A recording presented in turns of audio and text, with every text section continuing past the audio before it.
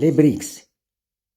L'ONU, créée depuis 1945, ayant pour objectif la préservation de la paix dans le monde, s'est montrée très inefficace pour régler tous les problèmes de guerre. Et cela à cause de sa structure qui ne répond plus au monde actuel très pacifique. À la tête de son Conseil de sécurité, 5 membres permanents avec droit de veto, nous avons le bloc des États-Unis, de la France et du Royaume-Uni qui, sur le prétexte démocratique, des peuples déstabilisent pour leur intérêt certains pays riches en matières premières et en sous-sol.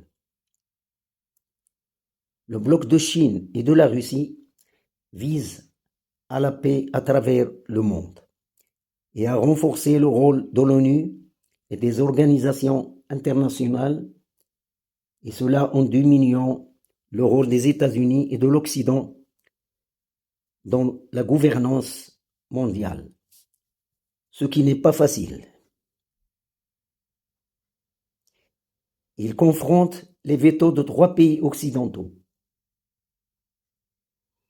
Mais pour atteindre leur objectif, la Chine et la Russie, avec l'Afrique du Sud, l'Inde, le Brésil, ont créé en 2009 le BRICS pour renforcer son poids devant la Banque mondiale, le FMI, le G7 et le G20 et refléter l'émergence de nouvelles puissances à caractère multipolaire.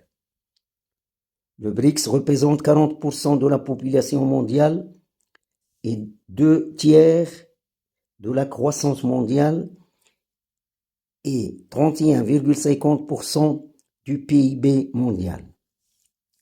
En 2014, BRICS a créé la nouvelle banque de développement au capital de 100 milliards dont le siège est à Shanghai. Son objectif, une alternance à la Banque mondiale et au FMI pour financer les infrastructures et créer une devise et créer une réserve de devises pour aider les pays membres contre les chocs financiers et d'assister ceux qui souffrent d'instabilité économique et monétaire. Pour défaire le dollar, les membres sont encouragés à utiliser leur propre monnaie dans leurs transactions. La chute du dollar et de certaines banques américaines et européennes et maintenant l'incapacité des États-Unis de payer ses factures étrangères ont poussé plusieurs pays à demander l'adhésion aux BRICS.